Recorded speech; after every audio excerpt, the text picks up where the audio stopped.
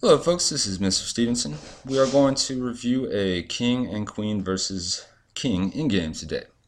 It's really important that we know how to do this because so often chess games are decided by a single pawn promoting to a queen.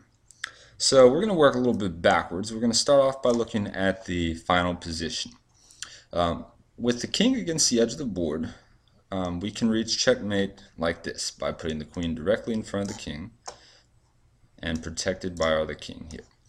So the king can either be in the corner, so it can look like this, or it can be anywhere along the edge of the board. Also, if we reach a position like this, we can achieve checkmate like that.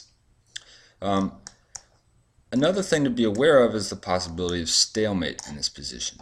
So in this position, you notice the king is not in check. If it were black to move, it would actually be a draw because the queen cuts off all of his escape squares, but does not actually put him in checkmate. Similarly, we can reach a stalemate position, something like this, with the king on the edge of the board, but not in check. It is important that we avoid these sorts of positions at all costs because nobody wants to draw a game that they should win. So let's begin. We're going to start off with the king in the middle of the board, and the first thing we're going to want to do is try and take away as much space from the king as possible. We can do that by putting the queen, basically making a box with the queen.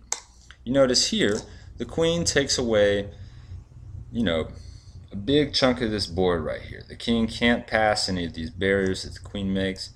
The queen actually makes a sort of triangle that traps the king. So the king has no choice but just to move back and forth. So here we can't continue to squeeze the king into a smaller box because if we tried to, we would just lose the queen. So when we cannot shrink the box any further, all we need to do is simply move the king forward. If you notice, black's king can only move back and forth while we bring our king forward. So now we have taken away this square and the king must move backwards. So he's got two real options. That one works just fine.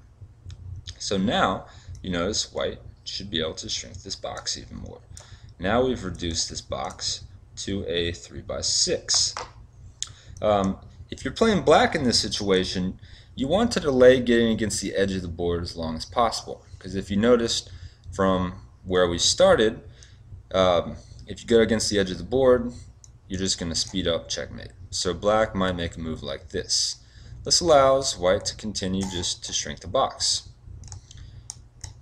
Black has no option but to continue moving back, and now black is forced against the edge of the board. It doesn't really matter which way it goes, the result is the same. This is a key position here. Once we have the black king on the edge of the board, we want to move the queen onto the second rank or the second file from the edge in order to trap the king here. You notice with the queen on the second rank, the king has only 3 squares available to him. This means that we can move our king forward along the way to checkmate the black king, and all he can do is move back and forth. So we don't need to move the queen anymore until the final checkmate here. So all black can do is just move back and forth. And now once our king is in close enough, we can deliver the final checkmate. One thing I want you to notice is that the king is here on the third rank, the queen is on the second. If we can reach this position, it's very easy to checkmate. All we have to do is to make sure we don't do something crazy like this stalemate position right here. If we can avoid making mistakes like this, you should be able to win this position easily. Thanks and good luck.